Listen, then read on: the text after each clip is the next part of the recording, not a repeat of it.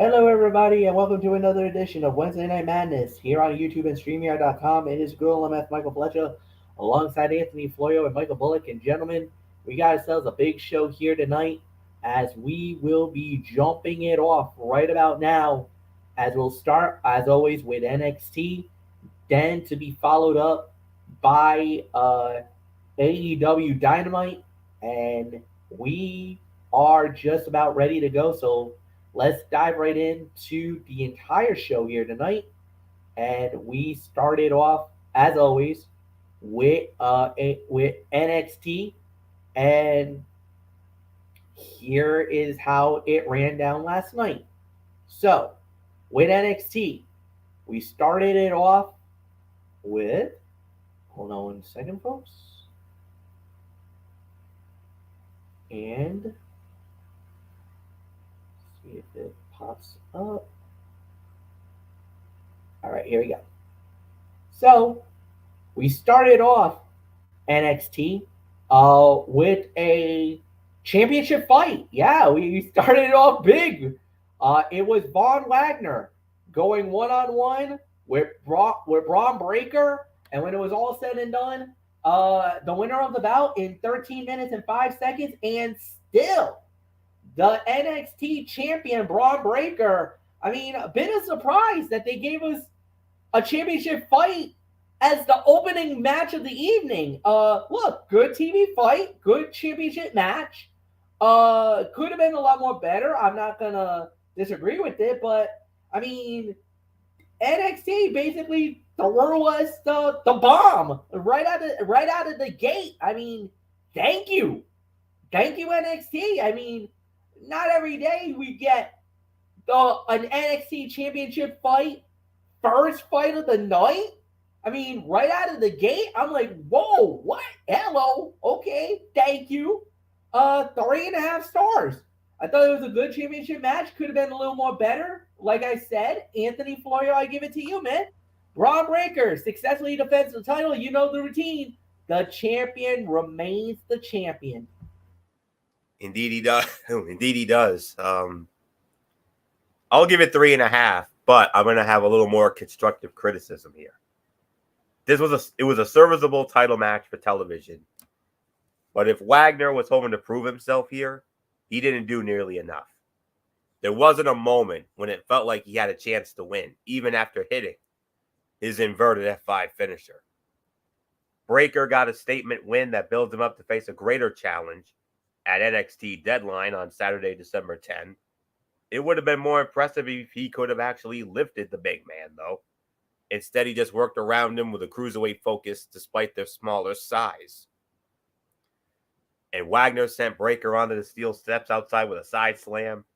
Breaker fired back with a diving clothesline off the second rope, followed by a diving bulldog, and then he called for a spear, but ran right into Wagner's finisher for a near fall. And Jenny McDonough confronted Breaker backstage, telling him they're not done. So maybe there's more than that meets the eye. I don't know. We'll see. But I will give it 3.5 for the effort, though. So not much more to say. Mr. NXT, Michael Bullock, what a way to start it off with a title match. An NXT title match of all things.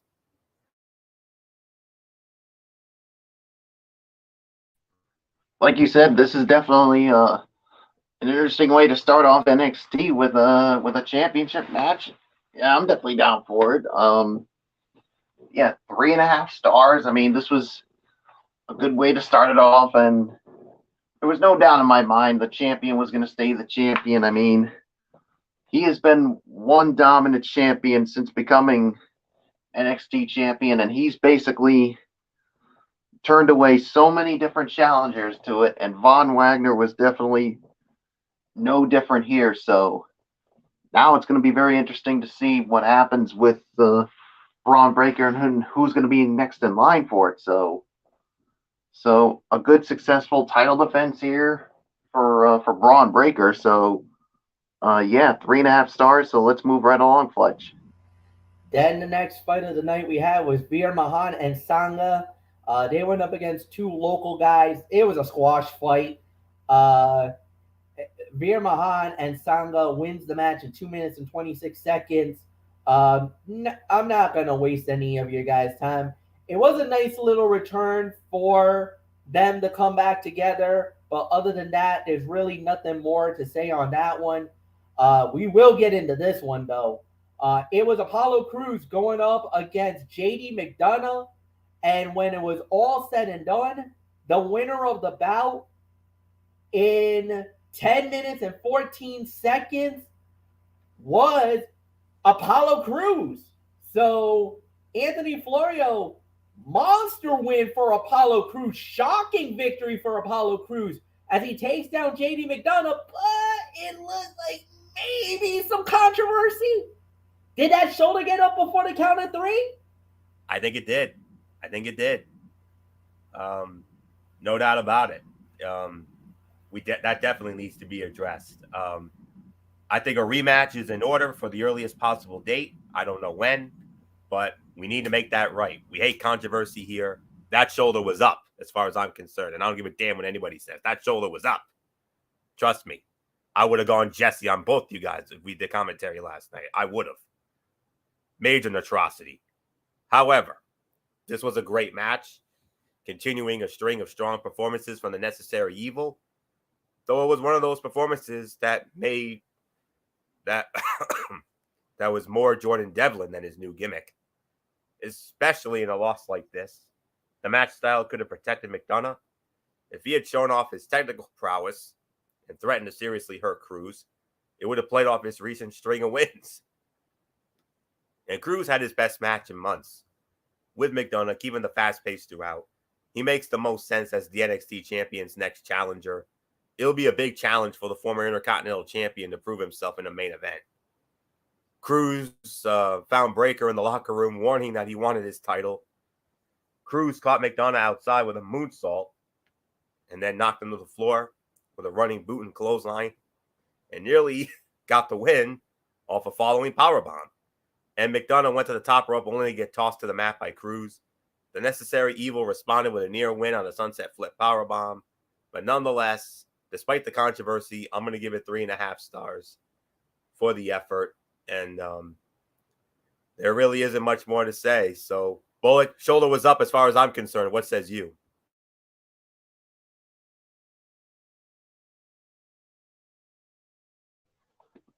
You know what? I would say 3.5 stars if this had a clean victory, but because of the controversial finish, obviously with the shoulder being up, I have to lower it to 3. I mean, that's just my honest opinion. I mean, a big win for Apollo Crews, but I mean, as much as JD McDonough is despised, I think you have to feel for him because I'm sure he feels he got robbed. I mean, his shoulder was up, and I mean, obviously the referee missed it. So somewhere down the line, you know, those two are going to be due for a rematch. And yeah, I mean, yeah, nice win, but I hate to say it, but I think Apollo Crews' victory has an asterisk as far as I'm concerned. So 3 stars for me. It's yours, Fletch. I actually reviewed the tape quite a few times last night, and actually, guys, that shoulder came up a split second after 3. So I disagree with you, Florio. I thought that was a clean win. And now I know it looks close, and I'm going to openly admit it. It was dangerously close, but I think the shoulder came up after the 3. It looked like a split second. Now, I don't know if that was supposed to happen, if that was a mini botch, or maybe that was supposed to be one of those where he got up right when the count was supposed to hit 3, and then maybe the referee missed it. That gives McDonough a little bit of an out there. But it looked like it was a little after the 3. So I'm gonna call clean win, clean victory for Apollo Crews over JD McDonough. And I will put the 3.5 star label on it, as Michael Bullock was going to do. I will go with the 3.5, and I'm not going to have no reservations with that decision. So it's just basically you're getting two sides, man. It looks close, definitely looks close. Some people will side with Florian Bullock and said no, that shoulder was up before 3. I know quite a few people agree with me saying no, that was a little after the 3. That should count. That was 3. So you're not gonna please everybody. This was close. That's all I'll say. I had to go to the replay. As a matter of fact, I got a feature on my Thank You Cox Communications where I can slow it down enough where I can go frame by frame with the replay, and it looked like the 3 came down, and then that second the shoulder came up after. So I think it was a clean win. That was me and my thoughts alone. All right. So with that said, we do indeed move on, and the next thing we had for in-ring action, I should say, we had was the Dryad. They went up against Briggs and Jensen. Dryad wins the match in 4 minutes and 9 seconds. If you guys want to talk about it, we can. I don't really feel like it's anything significant. So, all right. But we do need to get into this. This is going to be very interesting, and I would love to open forum this one. Shawn Michaels announced that at NXT Deadline, that'll be their next show, which is supposed to be on December 10th, if I got that correct. There's gonna be what he calls an Iron Survivor match. Now you're wondering, what does that mean? Okay, allow me to explain the rules because it is very complicated, but not that hard. So there will be 5 individuals in the match. The first 2 will start the match. Every 5 minutes, a new superstar will be added to that match. That means that's the, you can say, Elimination Chamber, War Games, Royal Rumble adage. Now, here's the kicker. You can score a point by pinfall or submission. All right, fine, we get that. The person who gets pinned is out of the match and thrown into a penalty box and must stay there for 90 seconds, a minute and 30. The person who gets the most pins or submissions after 25 minutes of action will be declared the winner and will receive a future shot at the NXT Championship for the men or the NXT Women's Championship in the women's match. So, this is the most interesting thing. This is almost like the equivalent of the championship scramble, if you remember that from WWE. But the unique twist is that it's 25 minutes. I think it was like 15 minutes was that time limit where everybody was in the ring all at once. So, guys, jump in on this. Shawn Michaels drops a bomb on us. The Iron Survivor match. First thoughts, first opinions. Just give me your thoughts. This, to me, innovative. I love the idea. I love the concept. I think this is going to take off. I think this is going to be awesome. I 100% agree, MF. I'm very excited about the concept. I can't wait to see it. And now I know it's not going to be for everybody. I can understand that. I really can. Now, like I said, it didn't spark a ton of excitement. It's a variant of the defunct scramble match. The addition of a penalty box makes it even more complicated. It'll be tough for even seasoned NXT talent to make it work. But, I'm definitely going to give it a chance. And, we'll wait and see what happens. MF, another match type comes to mind. Impact Wrestling. You may have heard of it. King of the Mountain. I think it has a little bit to do with that. There's a little bit of King of the Mountain as well. The element for the King of the Mountain was that everybody was in the ring. Everybody started in the fight. But here's the kicker. In order for you to be eligible for the title, you had to get a pinfall or submission. And yes, the person who got pinned was thrown into the penalty box. Now, I don't remember if it was a 90-second or a 2-minute penalty for that. Huh? 2 minutes. It was 2 minutes. So it was 2 minutes. So, and remember, the way that you won the title, or the way that you won the belt, it was a reverse way to do the ladder. That the first man to climb the ladder and to put the belt on the contraption that holds the belt would be declared the winner and the champion. Right. So, like I said, it was a reverse ladder match. Normally, you got to climb the ladder to grab the belt and pull it off.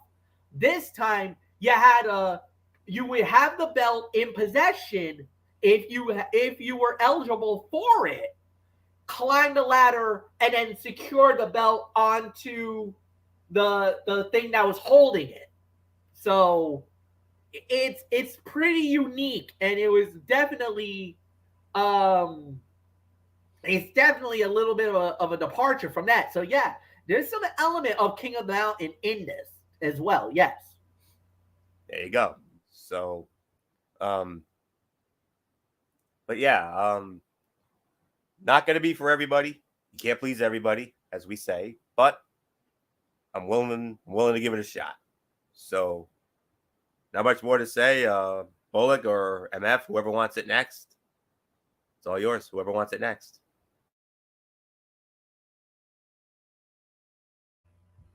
I think that, like I said, I thought it was a unique structure. This is a unique idea. First time ever. And you could sense the elements. And like we said, it's a little bit of, it has a little bit of everything. With the time limit, you're going to get a little bit of that ladder match. You're going to get the Elimination Chamber, War Games, Royal Rumble, because of the fact that you got a time limit on that. And then with the entries of the superstars.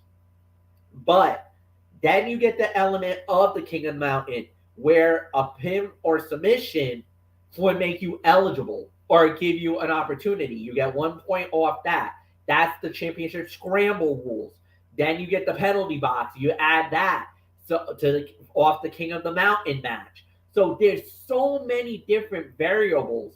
But at the end, the winners of those matches will be declared number one contenders for the NXT title and the NXT women's title. So if you really think about this, this could be that moment.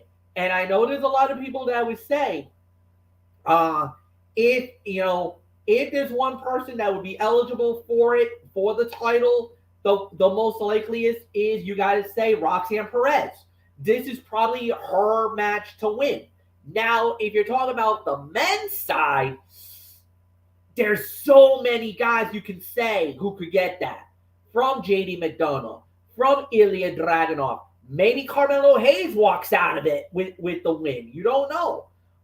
There's so many different guys that you can see for the men, where for the women, I think there's one logical person that should be eligible and probably should win it, just for me personally.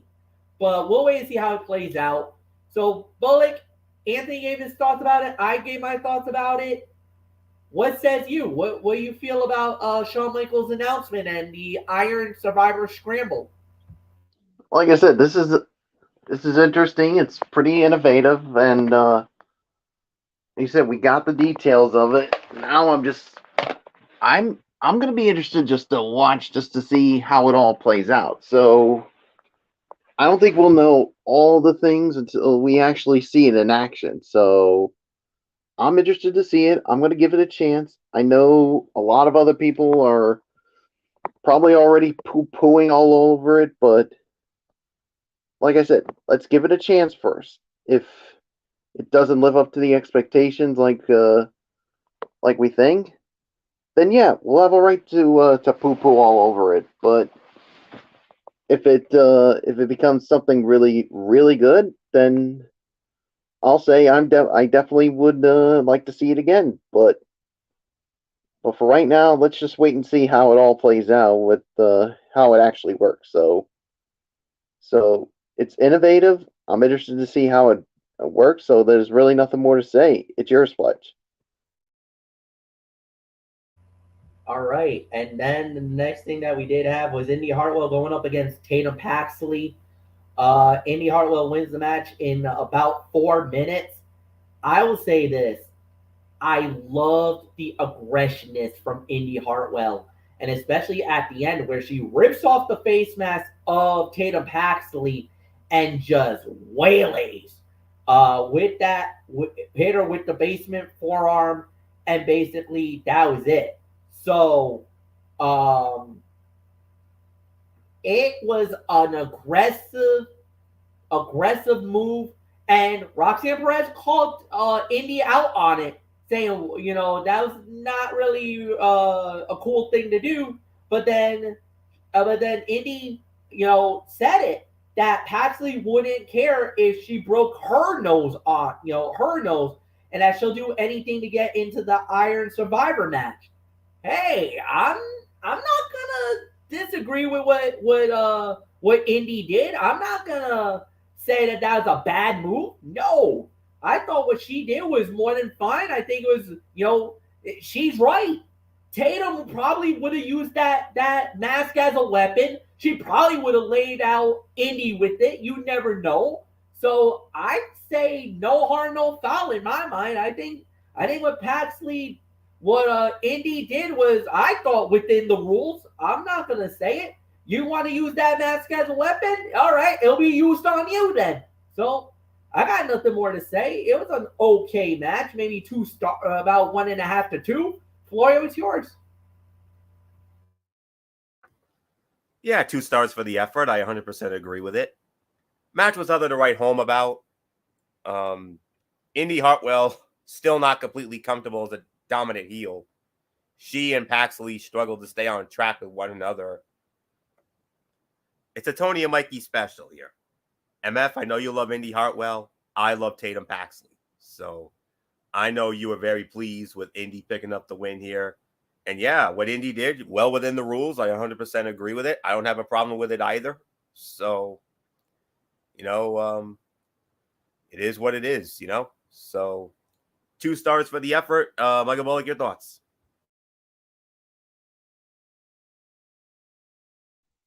Yeah, I'll give it 2 stars as well. Yeah, when it comes to Indy, I think she needs a little more work as a heel. I do like what I've seen, but I think we need to see a little bit more out of her before we can really take her seriously as a heel. But I think it's a good start, but as I said, a lot of work to be done. So 2 stars, it's your Fletch. Main event for NXT was the last woman standing. Mandy Rose versus Alba Fire for the NXT Women's title. When it was all said and done, the winner of the bout in 11 minutes and 58 seconds. And still the NXT Women's Champion, Mandy Rose. But I got to say it was a little bit of an interruption by Isla Dawn Isla Dawn from NXT UK. She kind of got involved and helped Mandy successfully defend the title. Now I don't know if that was her intentions. If she was definitely after Alba, or maybe she has her own desires of going after the NXT Women's Champions. But Anthony, your girl is still on top. She's still the champion. It's yours. Yes, she is. 3.25 stars. I would have given it 3.5, but I got to bump it down to 3.25 because of the interference here. This was significantly better than Rose and Fire's awkward match at Halloween Havoc. It helps when the women get time and there's no interference. All the weapons allowed the two to get more creative while still telling a story in the ring. Pacing was awkward at times, but that is to be expected of this stipulation. The two made up for it by consistently selling the wear and tear of this war and their struggle to stand up. All that said, the finish was disappointing. This should have been Rose's moment to rise or fall on her own, but Isla Dawn's interference continues the same story. It's a memorable NXT debut for Dawn that she'll have to live up to. Rose went for the kiss by a Rose early, but Fire smacked her in the knee with a steel chair and locked her in a single leg Boston Crab. Rose flipped Fire over the top rope to the floor and then knocked her off the apron. And when Fire got to her feet, she grabbed Rose for the gory bomb. So there isn't much more to say here. I'm bumping it down to 3.25 stars for the effort. And Bullock, it looks like you got yourself a new addition to your women's division, Isla Dawn from NXT UK. Business is picked up. 3.25 stars, and like her or not, Mandy Rose still your women's champion. So Bullock, it's all yours. Yeah, 3.25 stars. I mean, this is definitely better than their Halloween Havoc match that they had. And yeah, Isla Dawn, I mean, I think she's probably after Alba Fire. I mean, especially when she spewed that black mist all over her and caused her to fall. So, like you said, Mandy Rose had a chance to finish off Alba Fire and really rise to the occasion herself. But once again, whenever she's she's defending a title, I mean, something happens that causes her to retain the title, like whether it's with this or when Cora Jade cost Roxanne Perez I mean, a chance to become the champion. So Mandy Rose, I mean, once again survived. So again, it begs the question, Fletch, as I give it to you.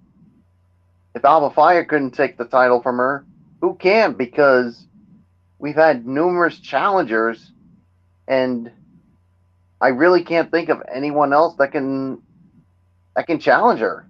Yeah, she's starting to clear out the division. But the thing is, the only one that she hasn't really gone up against is Nikita Lyons. But it looks like Nikita now is going to get roped into a storyline with Zoe Stark. So that takes her out for the moment. I mean, until Nikita is the one and gets a shot, I don't know if they're going to give her the opportunity. But the thing is, again, she's roped into the storyline.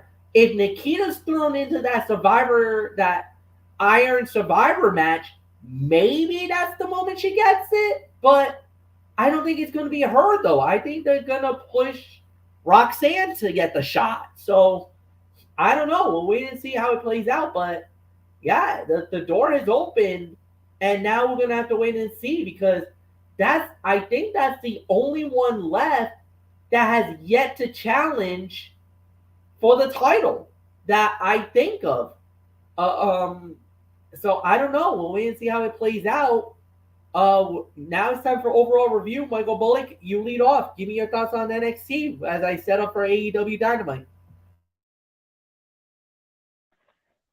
Yeah, I thought it was a fine show. I mean, it definitely could have been better in some places, but I thought it was a good enough show. I mean, I'll give it about maybe 6.5 out of 10. So, Fletch, it is yours.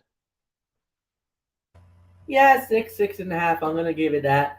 There were quite a few cutouts along the way. However, very good opener, very good main event. In between, kind of a little less than what was left to be desired. I think they got to do some work with that. But other than that, solid show. Anthony, give me your thoughts.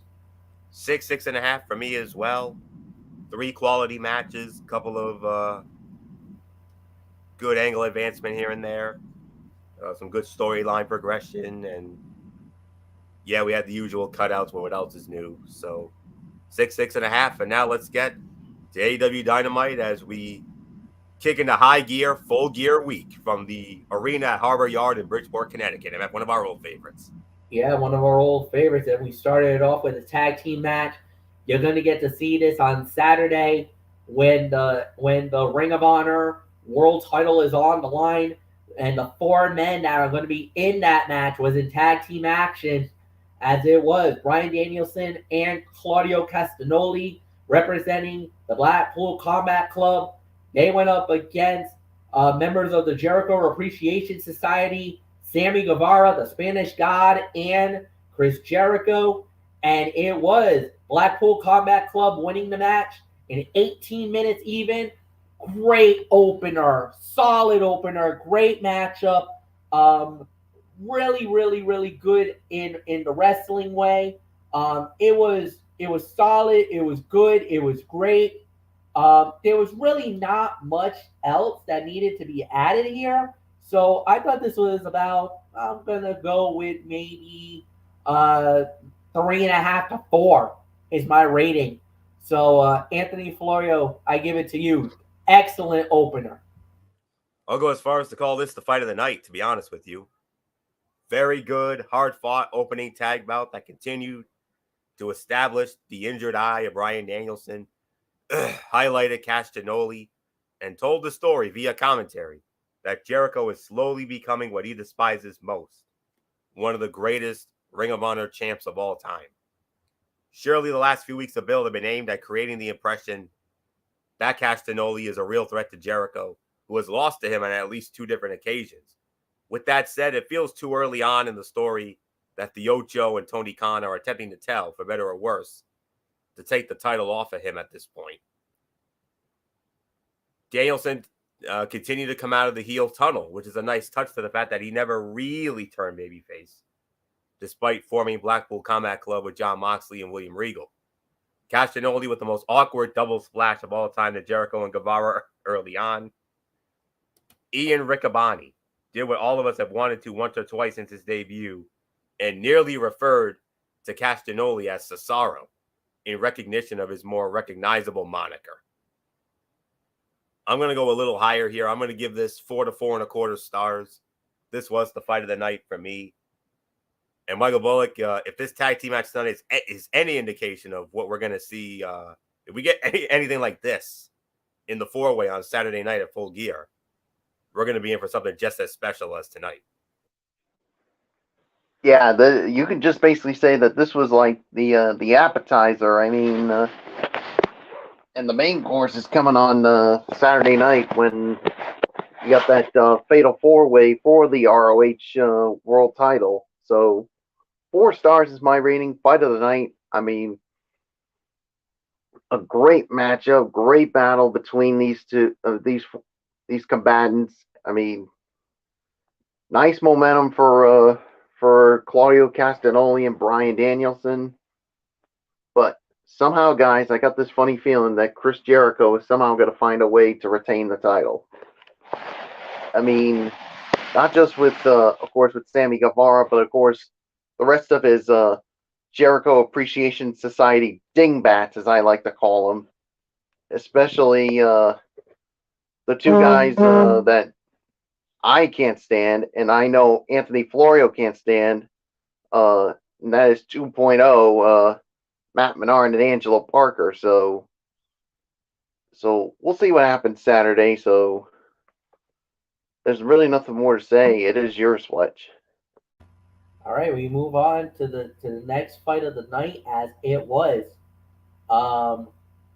As we had was Isaiah Swerve Strickland going up against Anthony Bowens And it was Isaiah Swerve Strickland winning the match in roughly 9 minutes. So, Anthony, it is yours. Solid 3. Match was fine. Match was fine for what it was. That being a preview of the tag team title match Saturday night. More than that, it was a fantastic showcase for Swerve, who looked focused and more dangerous than he has to this point in his AEW run. He is absolutely money and should benefit from the impending singles run that his breakup with Keith Lee will produce in the weeks after Full Gear. Kudos to Anthony Bowens for selling his ass off to put over his opponent's attack. And beforehand, the Acclaimed debuted their new music video, Hand for a Hand. Billy Gunn and Max Caster attacked Strickland before the match started, and they got banned from ringside as a result of it. Strickland injured his opponent's arm, snapping it back behind him before delivering a swerve stomp, only to result in 2 count. So, like I said, solid match here, about at least 3, maybe 3.25 for the effort. I got a feeling that the tag team title match is going to be a possible show stealer like the other 2 were. Although the all-out pay-per-view match was a smidgen better than the Grand Slam, even though both of them were great. So, about 3, maybe 3.25. So, not much more to say. Michael Bullock, it's yours.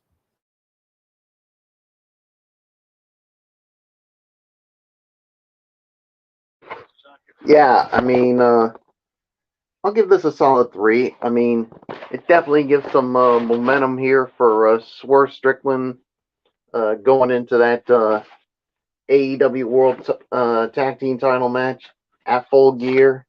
But I got this funny feeling that, of course, if they go to the booking 101, you know the champs are going to stay the champs. I mean, there's no doubt. So, and of course, we all believe that Swerve Strickland's going to turn on Keith Lee. So, we'll see what happens here. It's yours, Fletch. Yeah, we'll wait and see how it plays out. But it was a 3-star match, no doubt about it. I thought they did a really good job with it, and really nothing more to add. Next up, as far as the wrestling goes, there was quite a few promos after that. Then the next wrestling match we had was Death Triangle.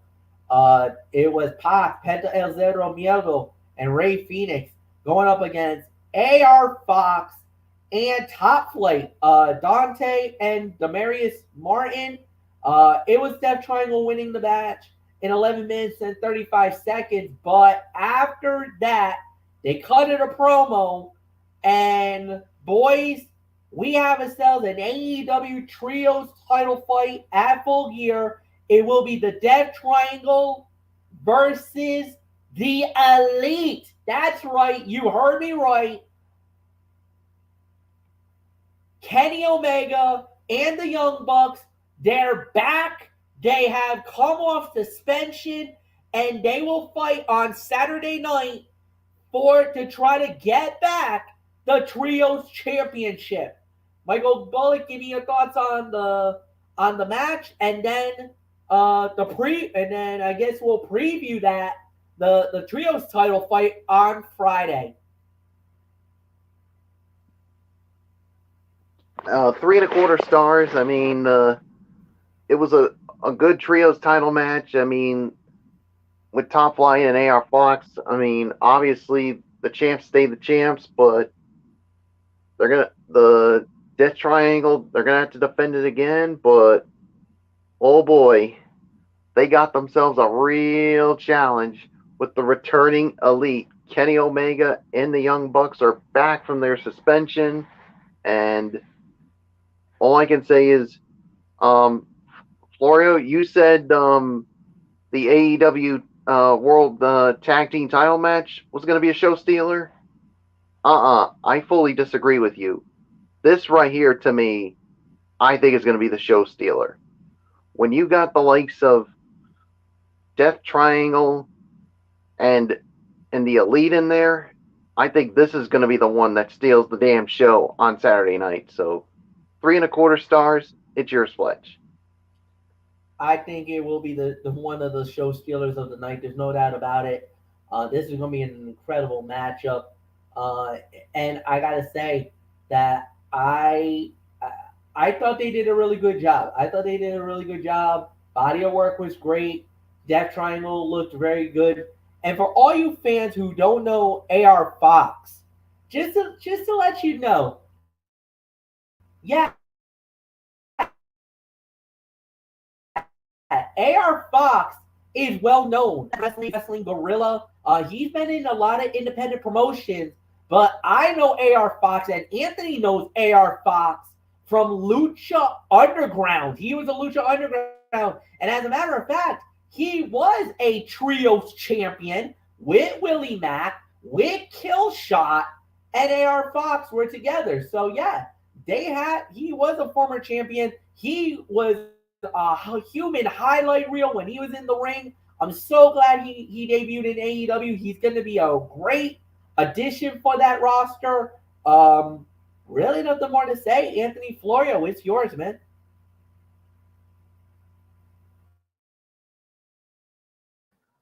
Wow. What was that again? Like 9 minutes or so? What was that time of the fall again? Just to be 100% sure. It was about, let's say, um 11:35. 11:35. This was 3 1/4. This was 3 1/4, 3.5 for me. High energy party match, the likes of which AEW does very well. It was spot heavy, had very little in the way of a narrative, but the crowd loved it, and it highlighted the challengers while putting the champions over. Second, if you are a fan of the Elite, their return instantly creates buzz for a Full Gear pay-per-view you may have struggled to find a match to be genuinely excited about. If you are not, however, the match feels like a foregone conclusion with an outcome that should be surprising to no one. We'll get more into that Friday night. Hopefully nobody's bitten along the way. This marked Darius Martin's first match in 7 months, following a scary car accident that threatened his in-ring career. AR Fox uncorked one of the most picture-perfect 450 splashes you will ever see in a wrestling ring. Thing of beauty.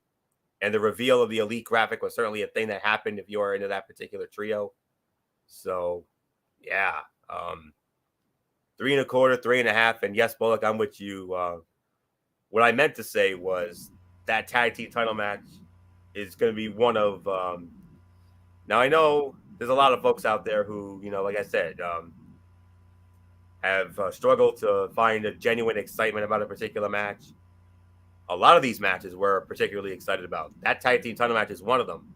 This one as well. So this is one of many show stealers. That's what I meant to say. It's going to be one of many show stealers on this night, because AEW usually produces a good majority of them during pay-per-views. So not much more to say here. 3 1/4, 3.5 for the effort. So MF, Death Triangle, and the Elite. Ooh, show stealer. Yeah, definitely. And then we had was All Ego Ethan Page versus Bandito, and it was All Ego Ethan Page winning the match in 9 minutes and 5 seconds. Solid match, good battle. I'm not gonna say it was anything special here. So he does advance. He will be going to Full Gear to be fighting in the final match, where the winner of this tournament will become a future contender for the AEW World Title. I could openly admit, if they do indeed do crown MJF the champion, All Ego Ethan Page could be the challenger. I think he could be the one that could possibly be fighting um, MJF, because it looks like they're trying to make MJF the face here. I don't know. I mean, I think it's kind of one of those kind of situations. You don't really know for sure, but I think it's going to be one of those type of things. But, we'll wait and see. Nice win, big victory. Nothing more to say, Florio. All Ego is advancing to the finals, winning it in 9:05. It's about time that All Ego enjoys a bit of a push in AEW. He's too talented to have been utilized in the manner he has to this point. But while the jury is out on his ceiling in the company, he is certainly charismatic and a strong enough worker to warrant inclusion in the title picture from time to time. Some will argue against Bandito losing this early on, but Ethan Page needed it more. And Excalibur explained away Page's change in physique by claiming he packed on weight to help offset Eddie Kingston's striking power last week, and Bandito's strike was on display via a single-arm gorilla press slam. So, Ethan Page definitely has potential to get to be the winner of this tournament, but the other semifinal is Ricky Starks versus Lance Archer. If Ricky Starks wins that match, I might have to consider Ricky Starks as the winner of this tournament. So we'll get. I know we'll get into all that on Friday night, but for right now, 3 to 3.25 for this. So not much more to say here. Michael Bullock, Ethan, All Ego Ethan Page, 1 win away from becoming the first challenger for Jon Moxley or MJF after Full Gear. Yeah, I'll give it about maybe 3 stars for this. I mean, it was good. I mean, not overly spectacular. So, yeah, Ethan Page. I mean, he's going to be first in line to challenge for whoever comes out the AEW World Champion. So, yeah, we'll wait and see what happens. So, there's nothing more to say. Let's move on, Fletch. All right. Next thing we know, the last match of the evening was Tony Storm going one-on-one with Anna Jay, and it was Tony Storm winning the match in 7 minutes and 5 seconds. I believe this goes to Michael Bullock. So, Bullock, it is yours, my friend. I mean, it was all right. I mean, I'm not going to say it was anything special about it. So, but it gives Tony Storm momentum going into her defense of that AEW interim women's world title match against Jamie Hayter. So, yeah. So there's really nothing more for me to say. It's your Fletch. Yeah, solid, pretty good. I'm not gonna say anything more. This was about maybe about 2.5, 2 3/4. I don't think it's worthy of 3. It's 7:05 was the time of the fall. So I mean it was a fun little sprint. Really nothing more to say. Anthony, it's yours. 2.5, 2 3/4. Match was fine, but was somewhat rushed. That the commentary team never explained why the bunny was taken out of the match despite days of promotion did not help matters. In fact, it could be argued that Anna Jay really could not afford the last second loss. The match between Tony Storm and Jamie Hayter should be very good if they're given time, and the fans are as hot for the challenger as they have been in the weeks leading to the show. Whether Storm can win those fans over will bear watching, especially if the creative forces do not go the way the fans expect and instead book Storm to retain. So that's really all there is to say on that. So 2.5, 2 3/4. Michael Bullock, your thoughts? Actually, Bullock led off, so we're going right into Right. our into the last thing, which was the main event segment, which was Jon Moxley and MJF cutting a promo. Look, I'm gonna say it. These two guys are really good. They're very fiery. They're very emotional. Everything was solid to good to great here, but it didn't thread the needle. It didn't make anything more exciting than what it was. Um, if you were already bought in on the pay per view, that's exactly what you got. If it was other than what you saw or what you expected, then you got what you wanted. I don't think there was really anything that would have made us say anything else. I don't think there would have been anything that would have remotely told us, oh, this was it was going to be this way or it was going to be that way. At the end, we got what we got.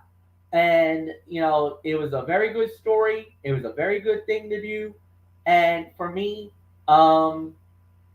there's really nothing more to add here. I think we're gonna now be at a point and a very situation where I think we all can agree that MJF will most likely become the next AEW World Champion, and you know the the moment is now. I think a lot of people are going to be very excited. I know some people are not high on MJF, but I think with everything that has happened and with everything that he has done, I think this would be the ultimate payoff for him to leave the company when he did, to come back and win that belt. I mean, there's going to be a lot to talk about. So, without a doubt, this will be a moment in history, but we'll see. And like we said, history will be made on Saturday night as a crowning of a new champion. So we'll see. Anthony, it's yours. Yeah. There were two big takeaways from this promo. The first being two notable references to CM Punk. No, that's not to suggest that he'll be on the show, but it's certainly a nod to the history between him and MJF. And first, MJF paraphrased the line used in Punk's infamous pipe bomb promo. As you lay there on, hopefully in as much pain as possible, as a referee, to Punk using a similar line on John Cena back in 2011. The second Punk reference was the line about the devil convincing people he did not exist. Not only did Punk use the line in Ring of Honor, but MJF used that on him during their feud last year. It is that line that brings about takeaway 2, which is that MJF clearly has an angle. The good guy fueled by hard work and destiny is clearly a facade, and he will almost certainly reveal that he was working with the Firm or William Regal in some major swerve. MJF likely wins the title, but this was a great bit of business to close out the show, complete with a botch by Moxley regarding the pay-per-view day that accidentally added gravity to the promo. Here was the challenger focused and intense, and a champion who wasn't even sure of what day the match was.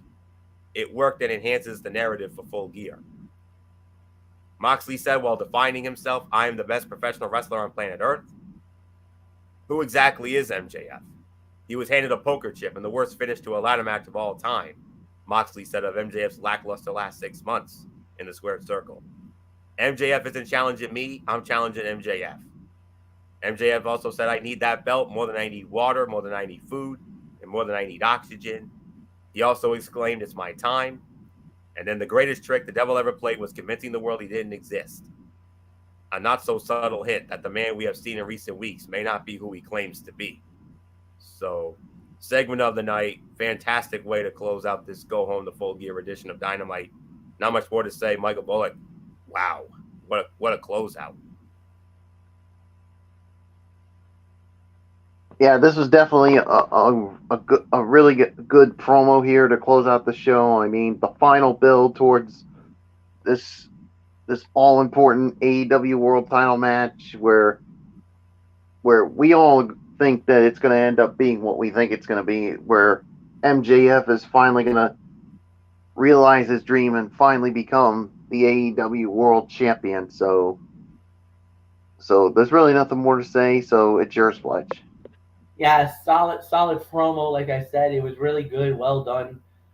Really nothing more to add here. So Michael Bullock, give me your thoughts on tonight's recap of Dynamite. Yeah, this was a solid edition of Dynamite here. A good final build towards the AEW Full Gear pay-per-view Saturday. So you had some good matches here. I mean, you had some promos here. I mean, especially the closing promo that closed the show. So I'm going to give this about maybe 7.5 to 8 on this one. So it's yours, Fletch. A bit of an overscore. I'll go 7.5. I mean, it was good. It was all right. I mean, it was a solid AEW show, but does it make me want to go out and pay the $50 for Full Gear? Most likely not. I mean, it's either you've already bought in or you haven't bought, or you're not going to buy it at all.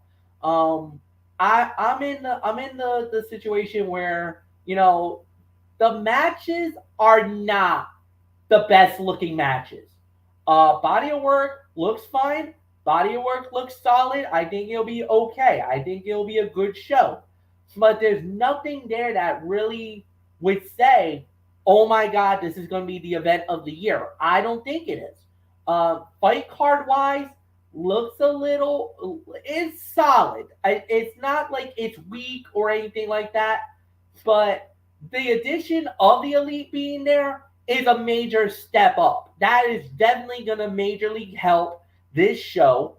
Like I said, it is not going to be the greatest show on earth, but I think the build hasn't been the best. I think they've done a reasonable job, but as far as for Full Gear, am I excited? Not really. I'm not 100% all in on it, but I will say that I definitely want to give it a look see, and I'm definitely interested that way. So, Floyd will give me your thoughts, and then we'll get into the Thursday night football game. 7.5. I agree. Solid, but not overly spectacular go-home show. That opening match was the fight of the night, clearly, hands down. And then the main event gave us a very entertaining and exciting promo exchange. And, well, I'm loyal to the AEW and their pay-per-views. And I'll certainly be tuning in to this pay-per-view. So, because I have BR. So, yeah. So, we'll see what happens with it. And we'll see exactly how we feel about the event come Sunday night when we do our special Full Gear recap as part of a special edition of Talking Wrestling TXN, 10 p.m. Sunday night, over right back here on Brace Fan 95. So, but for right now, I'm definitely going to do it because I always do the AEW pay-per-views. I've been doing them since 2020, honestly. So, and I don't intend to stop here. So, I got a feeling it's going to be a good show, but I know we'll get into more into that on Friday. But 7.5 MF.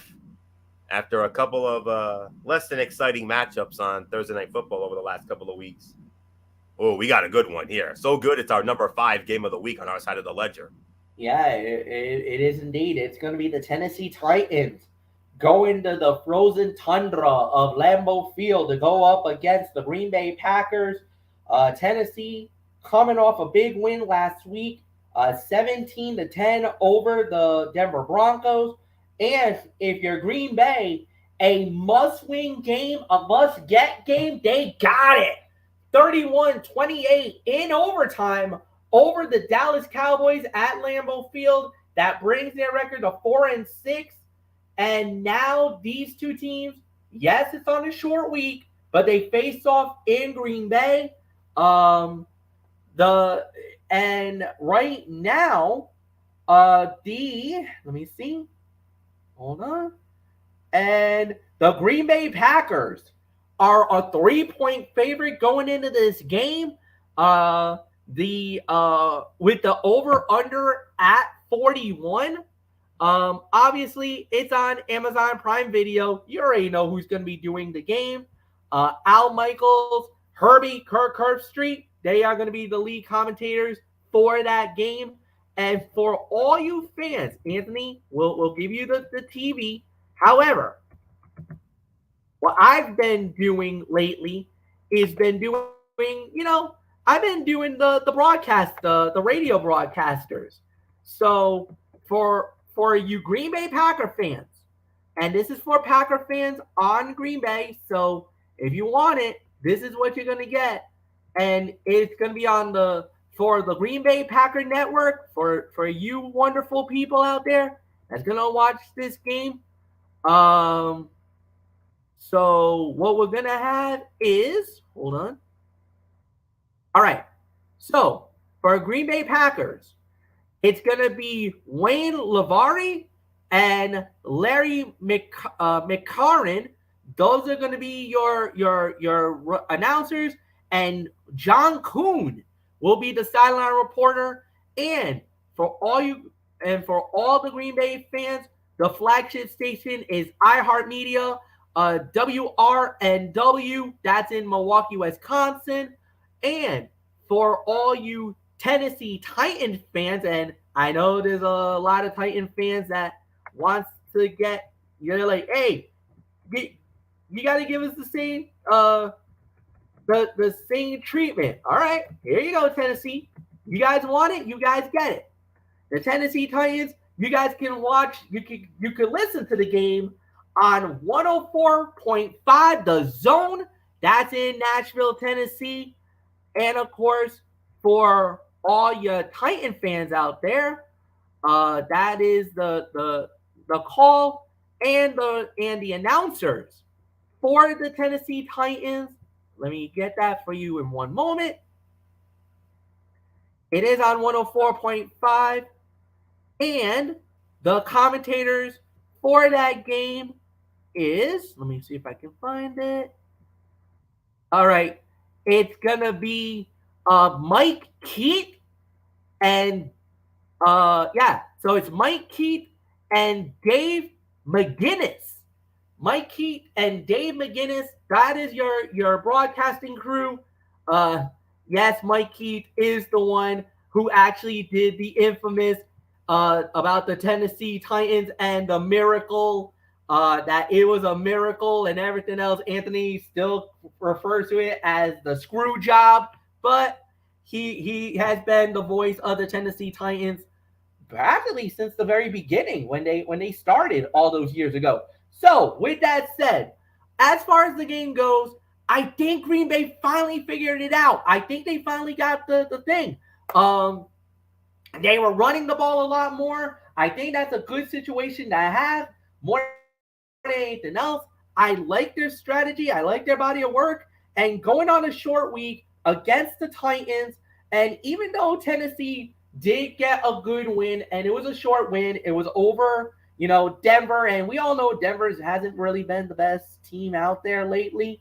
But I do believe that I kind of feel like this is going to be their game. Derrick Henry didn't have a breakout game. He only had 19 carries for 53 yards. This was more Ryan Tannehill having a big night. He had 255 yards passing with 2 touchdowns, no INTs, but he was 19 for 36. And I think Green Bay is kind of figuring it out. I think they're thinking, well, let's just go out there. Let's just do what we need to do, and let's try to get the job done. Aaron Rodgers was Aaron Rodgers. He was 14 of 20, 224 yards with 3 touchdowns, no picks. But Aaron Jones was the star of the game. 24 carries, 138 yards rushing with 1 touchdown. And then Christian Watson had a breakout game as he had all 3 touchdowns for Green Bay. 4 catches, 107 yards with the 3 TDs. Look, if the running game gets established and they start running that football, I think Green Bay will win. They need that balance. They can't have Aaron Rodgers just slinging the rock all night, because that's not the way to do that. Not going to help them. They will not win that game. Honestly, I got to go with the team with the hot hand. Yes, I know the conventional wisdom is to go with Tennessee, but I think Green Bay has figured it out. I think they've turned the corner. Green Bay wins at home. Close game. 27-23. The Packers knocks off the Titans. Anthony Florio, it is yours. All right, MF. Now, for those of you in Tennessee and Green Bay who may not have Amazon Prime Video, good news for you. Tennessee, the people of Nashville, you can watch the game on WTVF Channel 5, and that's a CBS affiliate. It's WTVF CBS 5 in Nashville. MF, you're not going to believe this. For the people of Wisconsin, they've got 2 chances to watch. They got 2 different channels they can work off of. First, WGBA NBC 26 in Green Bay, and WITI Fox Channel 6 in Milwaukee. Green Bay, WGBA NBC 26, Milwaukee, Algonquin for the good land, as we all know, WITI Fox 6. That's where you can tune in. All right. Green Bay opening up as a 3-point favorite. MF mentioned that. Al Michaels, Kirk Herbstreit, Kaylee Hartung on the call as always. And Tennessee leads the all-time series 7-6. Their last meeting, MF, you and I should know, we had it 2 years ago on a snowy Sunday night in Lambeau, late in the 2020 season. Green Bay put a whooping on Tennessee at Lambeau, 40-14. Tennessee last beat the Packers in 2016, 47-25 in Nashville. Their last win at Lambeau was 2004, 48-27 beatdown. The Titans won't be shy about their run-heavy game plan with Derrick Henry as usual, looking to set up big pass plays off that. The Packers used that philosophy to perfection last week with Aaron Jones and A.J. Dillon facilitating deep shots from Aaron Rodgers to rookie Christian Watson. Aaron Rodgers at Lambeau at night is easier to trust than Ryan Tannehill on a short week. I got the Green Bay Packers winning this game as well. My final score, 24-20. Green Bay knocks off Tennessee. So not much more to say here. Michael Bullock, take it home. And are we going to be unanimous on this? Or are you going to lone wolf and go with Tennessee to steal one at Lambeau? Oh no, I'm gonna make it unanimous here, and I'm going with the Green Bay Packers to win this one. I think they found it, and obviously every game I think for the rest of the way has got to be a must-win for them if they want to keep pace and get back to the playoffs again. So I got Green Bay winning as well. So Fletch, let's wrap it up. All right, and we will indeed. So tomorrow night will be College Football Thursday. We will have a lot of action in the college football ranks, and then from there, Friday night, Cerebral Smack Talk, hosted by myself, and we will be recapping SmackDown Live. We're going to be doing AEW Rampage, and then we will be previewing the big one, as we're going to be previewing Full Gear. Saturday is NFL Saturday, and from there, we do it all over again next week. So thank you, Anthony Floyer. Thank you, Michael Bullock. Thank you guys as always. We'll see you guys tomorrow night for College Football Thursday. And until then, have a good night, everybody, and so long.